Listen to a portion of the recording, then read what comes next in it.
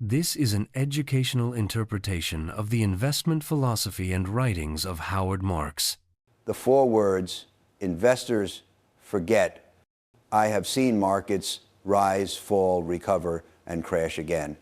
And in every text I've written about a major bubble just before the peak, the same phrase appeared. This time, it's different. These four words are the sign of the most expensive delusion in market history. During the dot-com bubble, people said, this time it's different. They invented a new economic theory to justify the valuations of unprofitable internet companies. Before the 2008 crisis, people again said, this time it's different.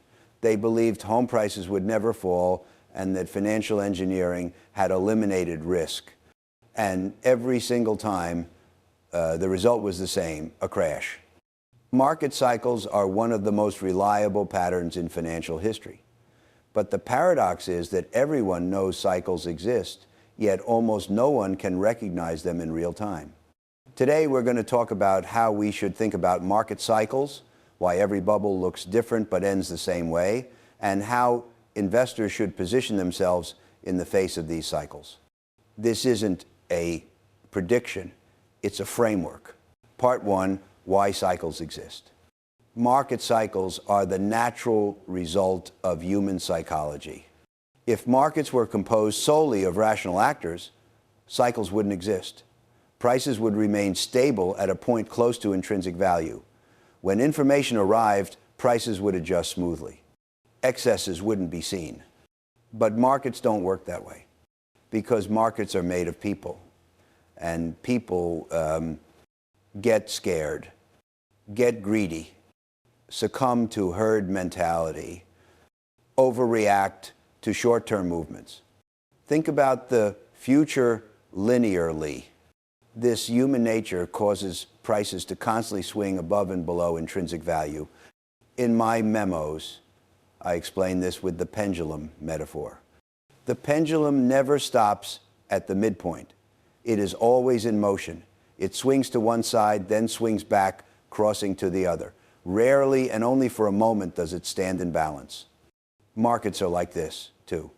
Prices rarely stay at the fair value point. They are usually either too high or too low, and these extremes beget one another. Extreme optimism leads to extreme pessimism. Extreme pessimism sows the seeds for a new wave of optimism. This is the nature of the cycle, and this cycle never stops. Because human psychology doesn't change. Part two, the three stages of every cycle. To understand cycles, you need to recognize three fundamental stages. Stage one, cautious recovery. Following a crisis, markets begin to rise from the bottom. But at this stage, no one is truly optimistic. The pain of the recent past is still fresh. People are uneasy. Risk appetite is low. Prices rise, but everyone is skeptical. They ask, is this a real recovery or a fake rally? In this stage, valuations are generally reasonable because no one is willing to take risks. Sellers abound, buyers are scarce. And this is the period where the best opportunities exist. However, the paradox is that the best opportunities come when you feel the worst. That is why most investors cannot take action at this stage. Stage two, healthy growth and reasonable gains. Over time, the recovery strengthens, economic data improves, corporate profits rise, unemployment falls. Prices continue to rise, but this time for reasonable reasons. In this stage, valuations are still logical, prices are aligned with fundamental values, investors feel more comfortable but haven't gone to extremes. This is the healthy part of the cycle.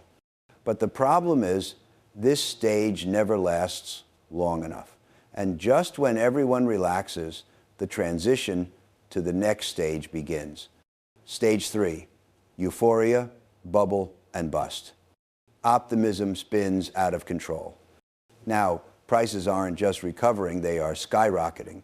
Valuations reach absurd levels. People expect miracles, not just gains. And this is where the phrase, this time it's different, appears. people convince themselves that past cycles don't apply this time. They believe that thanks to a new technology, a new policy, or a new paradigm, the old rules no longer work. At this stage, risk is ignored. Caution is viewed as old-fashioned. Being skeptical means missing out on the opportunity. Everyone thinks they are going to get rich. And at the peak, the market looks strongest, right when it is most fragile. Then something changes. Maybe a small piece of data, maybe an unexpected event, maybe just a psychological shift. And the pendulum swings back, euphoria gives way to panic, prices fall, selling pressure increases, and the same people who said assets would go up forever a few months ago try desperately to sell them. The cycle is complete. Part 3, why every bubble looks different. Now let's get to the most important question. If cycles are so predictable, why do people make the same mistake every time? Because every bubble actually looks different. The narrative changes every time. The details are different, but the structure is the same. In the 1,920 seconds, people overvalued new technologies, radio, automobiles, electricity. They said, this time, it's different. Then came the crash of 1,929. In the 1,990 seconds, people overvalued the internet revolution. They said, this time it's different. Unprofitable companies receive valuations in the billions. Then the dot-com bubble burst. In the mid-2000s, people believed the real estate market would rise infinitely. They said home prices never fall. Financial engineering had eliminated risk. Then came the 2008 crisis. In every case, the narrative was convincing. There was data, experts supported it, the media created hype, but the fundamental error was the same. People wanted to believe that past cycles didn't apply this time. And that is the investor's greatest enemy, wishful thinking. People want to believe they will get rich, so they look for evidence and they always find it. Part 4, signs to watch to see the cycle. Cycles cannot be predicted, but they can be recognized. In the texts and books I've written over the years, I've suggested some questions to understand which stage the cycle is in. 1, how are people talking about risk? If everyone is ignoring risk, you are in the euphoria stage. If everyone is afraid of everything, you are near the bottom. 2, where are valuations relative to historical averages? Metrics like price-to-earnings ratios, dividend yields, and the market cap to GDP ratio give clues as to where you are in the cycle. But beware, extreme valuations can stay extreme for a long time. High valuation alone is not a sell signal. 3, how is the capital flow? Is a record amount of money flowing into a specific asset class? Are new funds opening? Are inexperienced investors entering the market? If so, you are in the late stage of the cycle. 4, what are the media and pop culture saying? When markets are discussed on television, at dinner parties, and in chats with taxi drivers, euphoria is at its peak. If everyone is talking about it, most people have already bought, and when there are no buyers left, prices fall. 5, are people saying, this time it's different? This is the strongest signal. If people are generating complex theories explaining why past cycles don't apply, this time you are very close to the peak. Part 5, what should the investor do? Now let's get to the most practical question. Does knowing cycles change how we should act? Yes, but not in the way most people think. Knowing cycles doesn't make you someone with perfect timing. No one can know the exact peak and bottom. However, understanding cycles allows you to take a defensive position.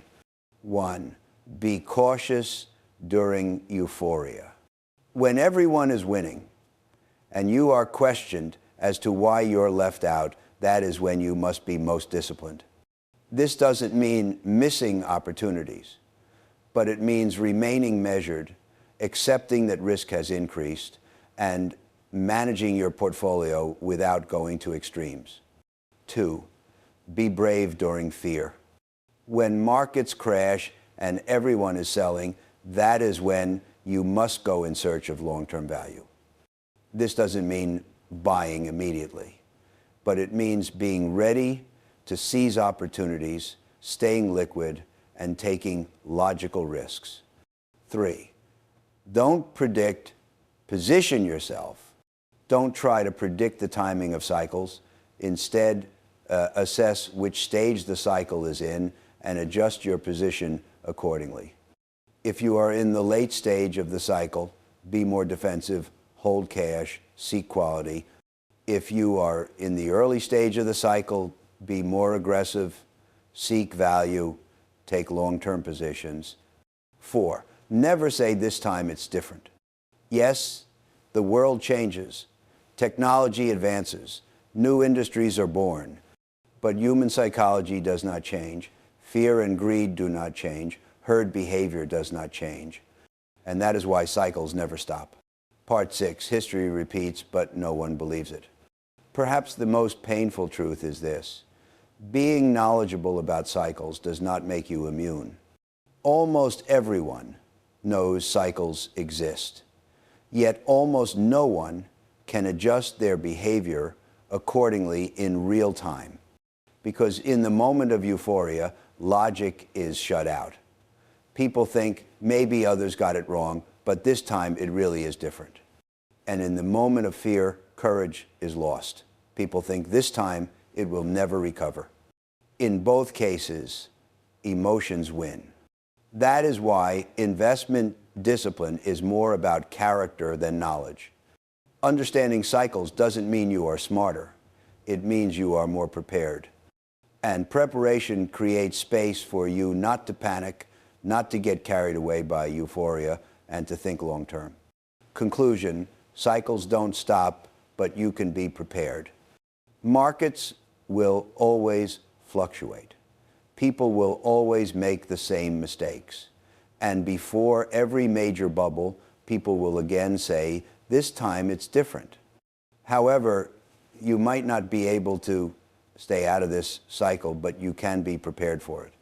In everything I've written about cycles, I've always tried to give the same message. Don't predict, observe. Don't try to perfect timing. Position yourself. Don't get carried away by euphoria. Don't fall into panic. And never, ever say, this time it's different. Because it isn't.